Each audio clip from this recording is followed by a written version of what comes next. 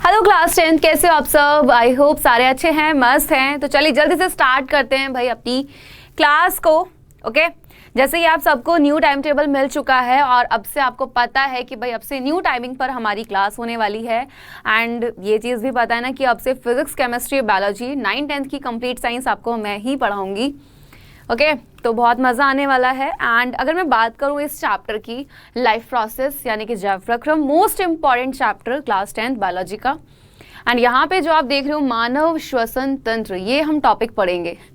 इससे पहले जो आपको लेक्चर मिला था ना, उसमें हमने क्या पढ़ा था भाई? उस पर हम लोगों ने देखा था कि भाई आखिर श्वसन होता क्या है, यानी कि रेस्पिरेशन क्या होता है, सांस लेना क्या होता है, एंड रेस्पिरेटरी पाथवे यानी कि श्वसन पथ को हम लोगों ने देखा था। अच्छी तरीके से समझ गए थे। आज पूरा जो आप पढ़ने वाले हो वो पढ़ने वाले हो मानव श्वसन तंत्र। तो जिन बच्चों को भी हल्की सी प्रॉब्लम थी वो आज पूरी की पूरी आपकी दूर हो जाएगी। ओके, करें स्टार्ट। चलिए तो स्टार्ट करते हैं यहाँ से एक डेफिनेशन से, वापस से एक बार थोड़ा सा रिवाइज करेंगे। सबसे पहले अगर मैं बात कर रही हूँ श्वसन की, तो डेफिनेशन बिल्कुल क्लियर है। ठीक है, क्या होता है भाई यहाँ पे? भोजन से ऊर्जा को निर्मुक्त कराना। ओके, क्या होता है? यानी कि जो भी हमने खाना खाया है उससे एनर्जी को लेना। तो भोजन से ऊर्जा को निर्मुक्त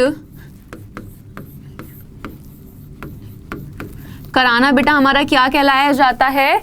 श्वसन कहलाया जाता है। एंड अगर हम बात करें बेटा किसकी? सांस लेना।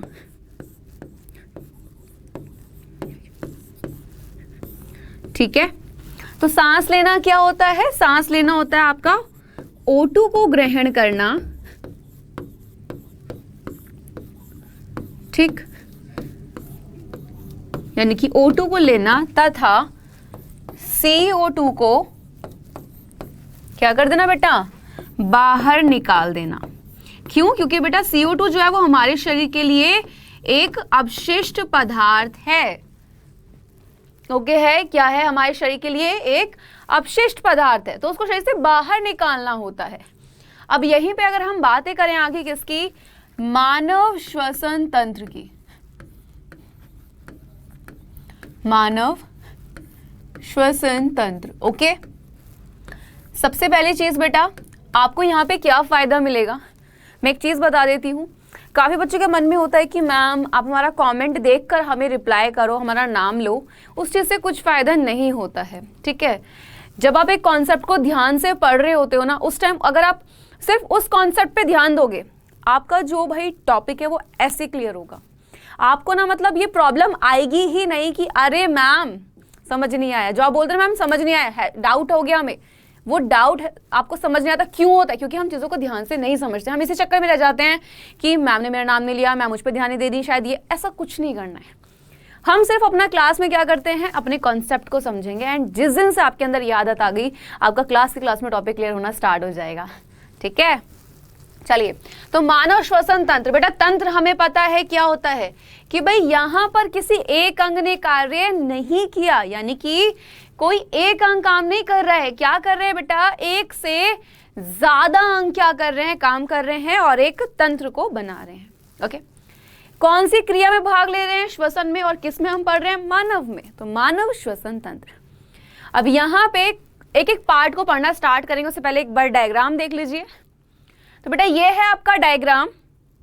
ये डायग्राम बहुत ज्यादा ही इंपॉर्टेंट है ना। अब इस डायग्राम में मैं आपको एक चीज बता देती हूँ, इसकी आपको ऐसे ही प्रैक्टिस करनी है। जितने आप नाम यहाँ पर देख रहे हो ये सभी नाम आपको पता होने चाहिए। ओके, क्लियर है? क्लियर है?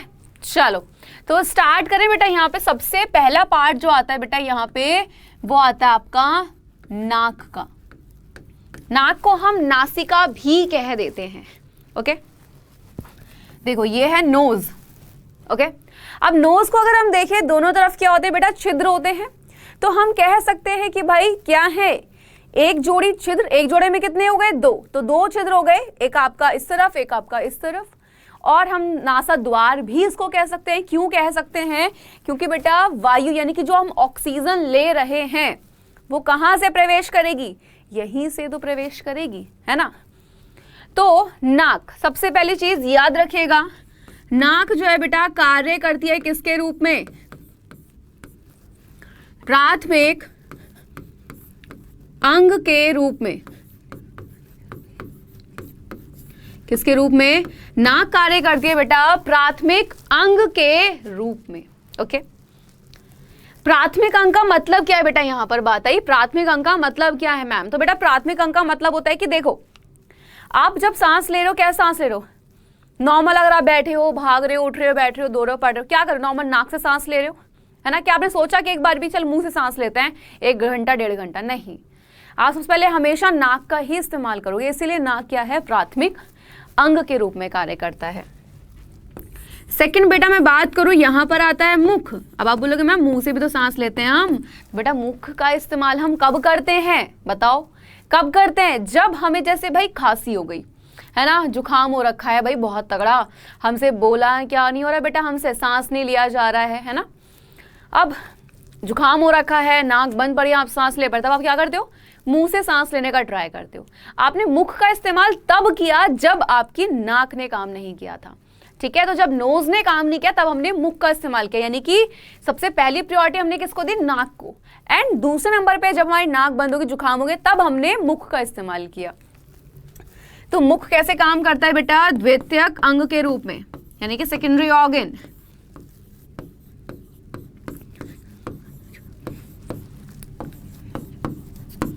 क्लियर है अच्छे से? चलिए, तो मुख ने काम किया यहाँ पे बेटा द्वितीयक अंग के रूप में। बोर्ड एग्जाम में क्वेश्चन यहां से आता है कि द्वितीयक अंग के रूप में कौन कार्य करता है? आपको पता होना चाहिए मुख, कि जब हम कभी नाक से सांस नहीं ले पाते हैं उस कंडीशन में हम मुख से लेते हैं। अब नाक और मुंह से सांस लेने का एक नुकसान होता है क्या? कि भाई यहाँ पे नुकसान क्या? देखो नाक से तो फायदा है, बल्कि मुख से सांस लेने का नुकसान होता है कि बेटा जब हम नाक से सांस लेते हैं ना, तो वायु जो होती है वो छन कर अंदर गई है। लेकिन अगर मैं बात कर रही हूं मुख की, तो हम मुंह से जो सांस लेते हैं उसके द्वारा क्या होता है? बहुत सारे बैक्टीरिया वगैरह हमारी बॉडी में प्रवेश कर जाते हैं, फिर बीमार पड़ जाते हैं, क्योंकि वायु छन के अंदर नहीं जाते। क्योंकि नाक में क्या होते हैं? महीन बाल, छोटे छोटे बाल, जो वायु को शुद्ध करके, यानी कि धूल के कण यहीं चिपक जाते हैं और वायु शुद्ध होकर अंदर जाती है। ठीक है, चलिए, तो भाई सबसे पहली चीज यहां पर ये चीज क्लियर। देखो नासा छिद्र, ठीक है, ये रहा आपका नासा छिद्र, ये जो छिद्र थे। अब आगे जाके आ जाता है आपका कौन सा? ग्रसनी वाला पार्ट। ठीक है, कौन सा? ग्रसनी।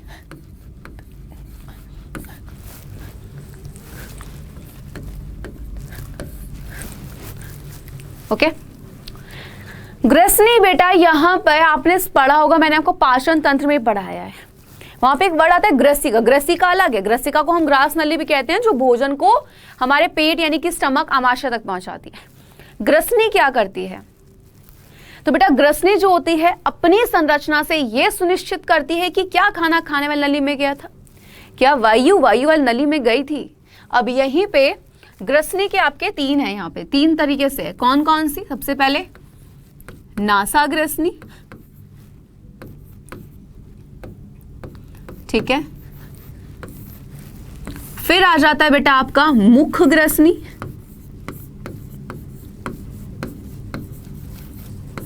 एंड उसी के साथ आपका आ जाता है कंठ ग्रसनी। ओके, क्लियर है?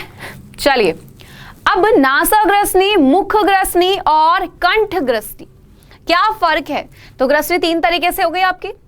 आप सबसे पहले याद रखिएगा, अगर आप सांस ले रहे हो किससे? नाक से।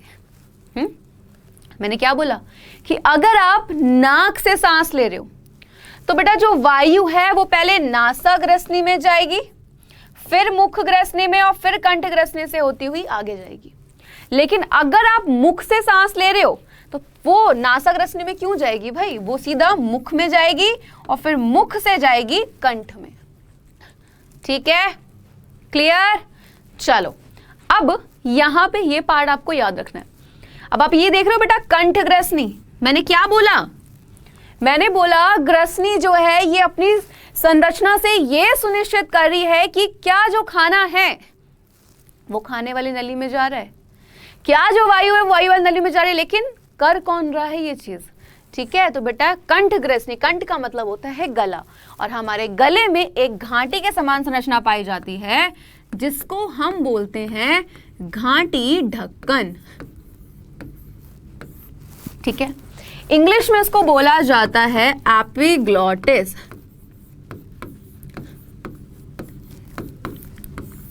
ठीक है, क्या बोलते हैं बेटा, इंग्लिश में इसको बोल देते हैं हम एपिग्लॉटिस। ओके, अब ये एपिग्लॉटिस क्या करता है, जैसे बेटा खाना आया, ये स्विच की तरह काम करता है। किसकी तरह काम करता है, स्विच की तरह कार्य करता है।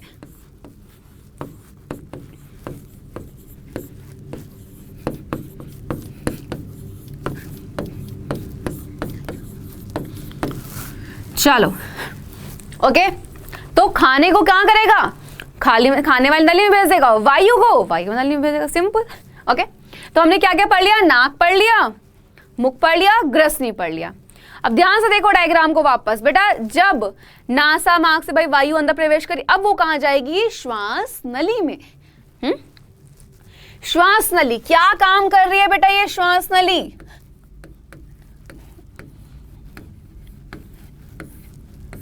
हाँ जी बेटा, श्वास नली क्या काम कर रही है, ये वायु जो होती है ना बेटा उसको लंग्स यानी कि फेफड़ों तक पहुंचाती है, यानी कि वायु को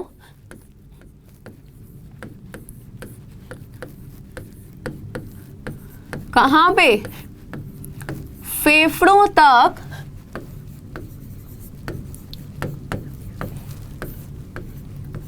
पहुंचाती है।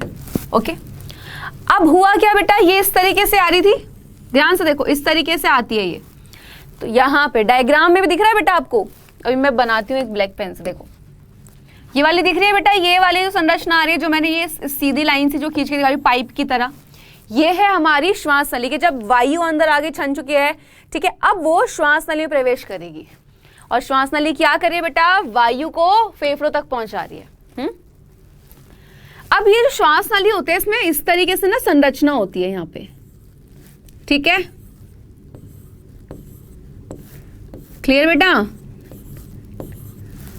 ओके, ये जो होते हैं ना बेटा, ये होते हैं सी आकार के, ठीक, सी आकार के उपास्थि से बने छल्ले। ओके, तो ये है सी आकार। अब आप बोलोगे मैं उपास्थि क्या है, तो मैं बोल रही हूं बेटा नोज है आपके, बोलोगे यस मैम, है ना, मैंने कहा बेटा पीछे से पकड़ो एक बार, आप बोलोगे, मैंने कहा कैसी है, आप बोलोगे मैम बहुत टाइट है, मजबूत है, मैंने कहा आगे से पकड़ के देखो, है ना, तो आप क्या बोलोगे, अरे मैम ये यहाँ से तो इतनी नहीं है, क्यों, क्योंकि बेटा हड्डी और उपास्थि में क्या फर्क होता है, हड्डी मजबूत होती है और उपास्थि लचीली होती है। ओके है, चलिए, तो ये इसी जैसे आपका ये हो गया कान की हड्डी हो गई, तो इन ये जो क्या है उपास्थि है, ठीक है, तो इससे इस तरीके से आकार से ये छल्ले होते हैं। अब आप बोलोगे मैम इनका काम क्या होता है ना, दोनों हाथ है मेरे, इजिली मिल पा रहे, पेन लगा दिया बीच में, मिल नहीं पा रहे, है ना, तो यहाँ पे क्यों नहीं मिले, क्योंकि पेन था बीच में। तो सोचो ये जो पाइप है ना बेटा, ये पाइप है, यानी कि जो ये नली है हमारी श्वास नली, ये जो छल्ले हैं ये क्या कर रहे हैं, कुछ इस तरीके से ही काम कर रहे हैं। ये जो नली है इसको चिपकने से रो रहे हैं, क्योंकि सोचो बेटा अगर ये चिपक गए तो वायु आगे नहीं जा पाई। कभी कभी क्या होता है, जब हम पानी छिड़कते हैं, हमारे भाई बहन घर में कोई भी मस्ती करता है तो क्या करते हैं भाई, पाइप पे पैर रख देते हैं, रखते हैं, हाँ जी रखते हैं बेटा, तो जब रख देते हैं तो पानी आगे नहीं जा पाता। इसी तरीके से अगर ये छल्ले ना हो तो ये चिपक सकते, जिससे वायु आगे नहीं जाएगी, वायु आगे नहीं गई तो हम सांस कैसे लेंगे, सांस लेंगे तो जिंदा कैसे रहेंगे भाई, है ना, इतनी चीज क्लियर। तो श्वास नली क्या करती है, वायु को फेफड़ों तक पहुंचाती है, और यहाँ पे ये सी टाइप के उपास्थि के छल्ले होते हैं, इनकी संख्या 9 होती है, याद रखना, और ये क्या करते हैं, इस श्वास नली को चिपकने से रोकते हैं। ठीक है, कार्य क्या है बेटा इनका, कि श्वास नली को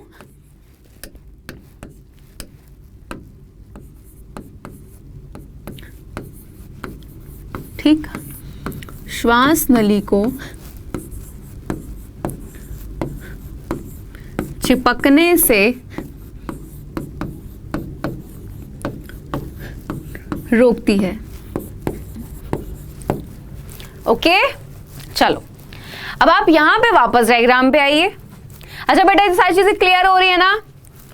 है ना? बहुत सही यार। एक चीज याद रखना, मेरे स्टूडेंट्स जो होते हैं वो मेरी आर्मी होती है। मैं हमेशा यही बोलती हूँ, चाहे आप लड़के हो या लड़की हो, तो मेरे स्टूडेंट हमेशा मेरी आर्मी है। तो हैशटैग पूजा मैम की आर्मी याद रखिएगा। एंड तुम लोग मेरे शेर और शेरनी हो, पता है ना? तो अच्छे से तैयार होना है बोर्ड एग्जाम के लिए, ताकि दूसरे बच्चों की आप क्या कर पाओ, छुट्टी कर पाओ। ओके, तो मेरी आर्मी अच्छे से पढ़ना है एंड दूसरों पर क्या करना है, भारी बढ़ना है। ओके, ये चीज याद रखनी है और बोर्ड एग्जाम को तोड़ फोड़ कर आना है, टॉप मारना है, याद रखिए। ठीक, अब हमने देखा ये आगे आगे बट रही है, ध्यान से देखो। ये दिख रहा है बेटा, ऐसे आई और एक ऐसे बट गई इधर इधर जाके, है ना? तो ये क्या है भाई, ध्यान से देखिए। ये श्वास नली आई और आगे आके ऐसे बट गई इस तरीके से। तो ये जो बटी है बेटा, इस वाले पार्ट को हम बोलते हैं श्वसनी। ठीक, एक दाएं में गई एक बाएं में गई। अब ये आगे आगे इस तरीके से ना अंदर जाल सा बन जाता है यहाँ पे, इस तरीके से फेफड़ों के अंदर। फॉर एग्जाम्पल ये फेफड़े हैं, ठीक, ये ऐसे फेफड़ों के अंदर जाल सा फैला पड़ा है। और जब ये इस तरीके से जाल बना देते हैं तब हम इनको बोलते हैं श्वसनिकाएं। ठीक है, क्लियर? जब एक सीधी थी तो वो श्वास नली थी, ये हमारी श्वास नली बेटा। ठीक है, अब ये जाल सा अंदर जब बन जाता है, पूरे में फैल जाता है, ये हमारी श्वसनिकाएं कहलाती हैं। पहले लाइन निकली प्राथमिक श्वसनी, द्वितीय, किस तरीके से पूरा जाल सा फैल जाता है।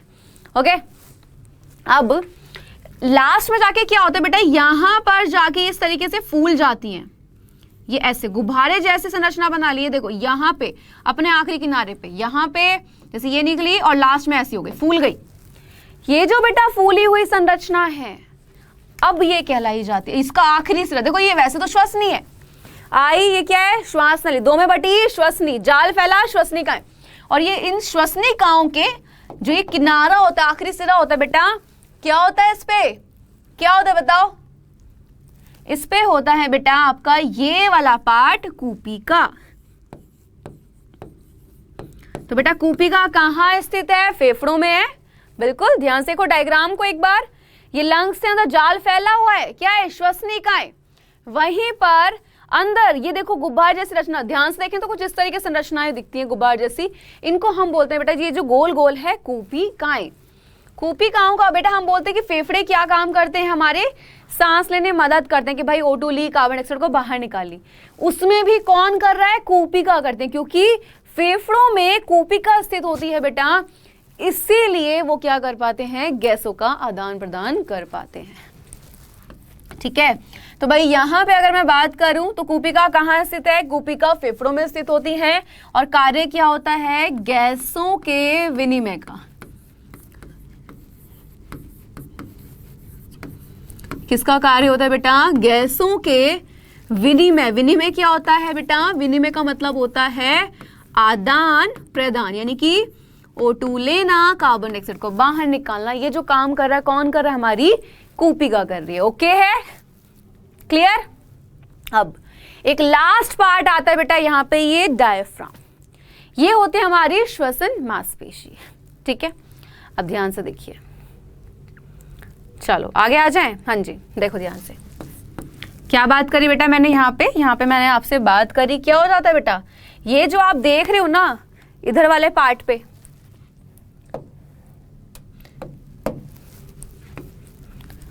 श्वसन मांसपेशी, क्या, डायफ्राम। अच्छा, अब एक प्रैक्टिकल सा करते हैं। ठीक है, चलो, हमने क्या लिया भाई, ऑक्सीजन को लिया, लो, है ना, कार्बन डाइऑक्साइड को बाहर निकालो। तो क्या कर रहे हो आप, फील कर रहे होंगे कि जब हम कार्बन डाइऑक्साइड को बाहर निकाल रहे हैं तो आपका क्या हो रहा है बेटा, इस तरफ थोड़ा सा क्या पड़ रहा है आपका, फेफड़ों से नीचे थोड़ा जोर सा पड़ रहा है, लो, है ना, हुआ, हुआ ना? तो बेटा ये क्या है, देखो, लो ऑक्सीजन अंदर लो और फिर छोड़ो। तो जब हम ऑक्सीजन को अंदर लेते हैं, है ना, और बाहर निकालते हैं, तो ये इस शेप में आता है, कभी इस शेप में आ जाता है। जब हम ऑक्सीजन को ले रहे होते हैं तो क्या होता है, लो, तो ये ऐसे, और ऑक्सीजन को बाहर निकालो ऐसे, तो कभी इस शेप में आ जाता है, कभी ऐसी शेप में। तो ये क्या करता रहता है बेटा, अपनी शेप इस तरीके से बदलता रहता है, क्योंकि हम सांस ले, देखो, है ना, तो इस तरीके से ये होता रहता है। अब यहीं पर आके आपका हो जाता है ये पूरा का पूरा क्लियर। ओके, अब मैं आपको एक चीज और बता दूं। क्या चीज बतानी है, वो चीज बहुत ध्यान से सुनना, ठीक है बेटा। यहीं पे एक आता है आपका हीमोग्लोबिन, ठीक है। इसको डिटेल में तब पढ़ाऊंगी जब मैं आपको ब्लड के बारे में पढ़ाऊंगी। हीमोग्लोबिन जो होता है ये क्या करता है बेटा, हीमोग्लोबिन सबसे पहली चीज जब हम ब्लड पढ़ते हैं तब आता है, जब आरबीसी पढ़ते हैं। लेकिन यहां पे क्या रोल है बेटा, हीमोग्लोबिन श्वसन वर्णक के नाम से जाना जाता है। किसके नाम से, श्वसन वर्णक के नाम से जाना जाता है, ठीक है। यानी कि भाई हम इसको क्या कह सकते हैं भाई, हीमोग्लोबिन को हम श्वसन वर्णक भी कहते हैं। इतना लिख लो सिर्फ, ठीक है। क्यों कहते हैं, क्योंकि बेटा हीमोग्लोबिन क्या किस में होता है, ब्लड में, ब्लड में भी किस में, आरबीसी में। तो ये क्या करता है, O2 को अपने साथ ले जाएगा, हमारे शरीर की कोशिका तक पहुंचाएगा, वहां से CO2 को लाएगा और हमारे शरीर से बाहर निकालने में मदद करेगा। अभी सिर्फ इतना जानना है, क्यों, क्योंकि हीमोग्लोबिन को अभी हमें डिटेल में पढ़ना, और ये हम तब पढ़ेंगे जब हम पढ़ेंगे किसके बारे में, जब हम पढ़ेंगे बेटा ब्लड के बारे में। ओके है, पूरी चीज क्लियर हो गई अच्छे तरीके से, बढ़िया तरीके से। चलो अब एक काम कर लो, एक फ्लो चार्ट बना लो, शॉर्ट में कैसे याद रखना है, शॉर्ट ट्रिक। ओके, सबसे पहले आपका पार्ट नाक था, नाक के बाद आ जाता है आपका मुख वाला पार्ट, फिर आ जाता है बेटा आपका ग्रसनी वाला पार्ट। ये चार्ट किस लिए, ताकि आपको सारे के सारे बेटा नाम याद रहे, इसलिए आपको ये चार्ट प्रोवाइड कर रही हूँ। और आपको पता है यार, तुम लोगों ने मुझे टैग दिया हुआ है बायोलॉजी क्वीन, तो लाइक उसके लिए थैंक यू, मैं बहुत खुश हूँ। एंड बच्चे लोग ऐसे अच्छे से पढ़ोगे तो आपको क्लियर ही होंगी चीजें, ठीक है। बस ध्यान से पढ़ने की जरूरत है। ओके, एंड टेंशन नहीं लेना है बोर्ड एग्जाम का, पूजा मैम है तो टेंशन फ्री रहना है। मुखग्रसनी और ये है हमारा कंठग्रसनी, ठीक। ये चार्ट इसलिए बनवा रही हूं ताकि आपको चीजें याद रहें। श्वास नली, श्वसनी तथा श्वसनिकाएं। ओके, नेक्स्ट है फेफड़े, और बेटा फेफड़ों में क्या होती हैं, कूपिका। ओके, एंड लास्ट पार्ट आपका डायाफ्राम। तो ये सारे नाम आपको बस याद रखने हैं। ओके, ये शॉर्ट चार्ट है, सारे नामों को याद रखना। आपको पता होगा कि भाई इससे फायदा क्या होगा, इससे आपको स्टेप बाय स्टेप याद रखे भाई, अच्छा इस स्टेप के बाद अब ये हमें लिखना है, ठीक है। चलिए, तो आज की क्लास को यही खत्म करते हैं। आई होप सारी चीजें क्लियर हुई हैं। एंड क्लास कैसी लगी मुझे क्लास के बाद कमेंट बॉक्स में बताना मत भूलना। और क्लास को क्या करना है, ज्यादा से ज्यादा बच्चों तक शेयर कर देना है। एंड अगर आपको किसी भी टॉपिक की डिमांड है, या देखो टॉपिक तो मैं सारे ही पढ़ाऊंगी, एंड आपको क्विज भी कराऊंगी, क्वेश्चंस वगैरह सब कुछ कराऊंगी, तो रेडी रहना उस चीज के लिए। एंड टेंशन नहीं लेनी है हमारे बच्चा लोग। चलिए, तो मिलते हैं जल्दी ही अपनी नेक्स्ट क्लास में, तब तक के लिए bye bye and take care guys. और हाँ, लव यू बच्चा लोग।